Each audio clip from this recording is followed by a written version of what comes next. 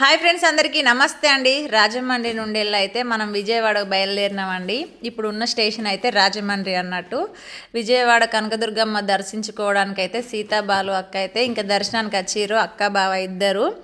ఇంకనైతే అమ్మవారి ఆశీస్సులు మీ అందరికి ఉండాలని మనస్ఫూర్తిగా కోరుకుంటున్నా. ఈ అక్క అంటే నాకు చాలా ఇష్టం, నేను కూడా అలానే అక్కకి ఇష్టం అండి. ఇక్కడైతే చూడండి, మా అక్క బావ ఇద్దరైతే దంపతులు కనబడుతురు.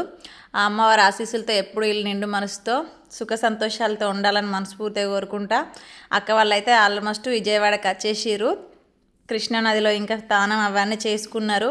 ఇంకనైతే మనం కొండపైకి వచ్చినామండి. చూడండి, చాలామంది భక్తులు ఉన్నారు ఇక్కడైతే. చాలామంది వచ్చిర్రు, ఎందుకంటే ఈరోజు గురువారం కదా, శుక్రవారం కూడా చాలామంది ఉంటారు అన్నట్టు. అమ్మవారి దగ్గర ఎప్పుడు చాలామంది భక్తులు అయితే ఉంటారు. అమ్మవారికి ఒడి బియ్యం పోసి సారీ ఇవన్నీ పెడతారు కదా అండి. అవన్నీ అయితే ఇక్కడ వేలంపాటలో శారీస్ అమ్ముతారండి. చూడండి, అమ్మవారిది మనం శారీ కొనుక్కుంటే ఇంట పూజ చేసేటప్పుడు టెంపుల్కి వెళ్ళేటప్పుడు మాత్రమే ఆ శారీ మనం కట్టుకోవాలండి. చాలా మంచిది అన్నట్టు. ఆ అమ్మవారి శారీ మనకు కట్టుకోవడం అనేది కూడా అదృష్టమే. ఎంత రేట్లలోనైనా కొనుక్కోవచ్చు అండి, మాది మన ఇష్టం అన్నట్టు, మన సోమతకు తగ్గట్టు. ఇక్కడైతే చాలా ఉంటాయి వేలంపాటలో శారీస్ అయితే.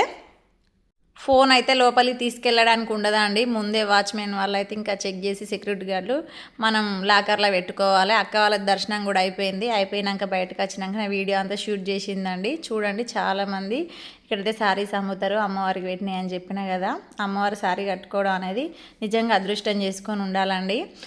మనకు ఉంటే తీసుకోవచ్చు, నో ప్రాబ్లం. అన్నిటికి యూజ్ చేయకూడదు, ఓన్లీ టెంపుల్కి వెళ్ళినప్పుడు పూజ చేసినప్పుడే కట్టుకోవాలండి. ఇక్కడికి వెళ్ళి అయితే ముందుకు వచ్చారు. ఇంకా చాలామంది ఉన్నారు కదా. ఇక్కడికి దేవస్థానం బస్సులు వస్తాయి. కొండ దిగాలంటే మనం ఇక్కడికి వెళ్ళి 10 రూపాయలు టికెట్ ఇస్తే కొండపై నుండి వెళ్ళి. ఓకేనా ఫ్రెండ్స్, ఉంటా మరి, బాయ్.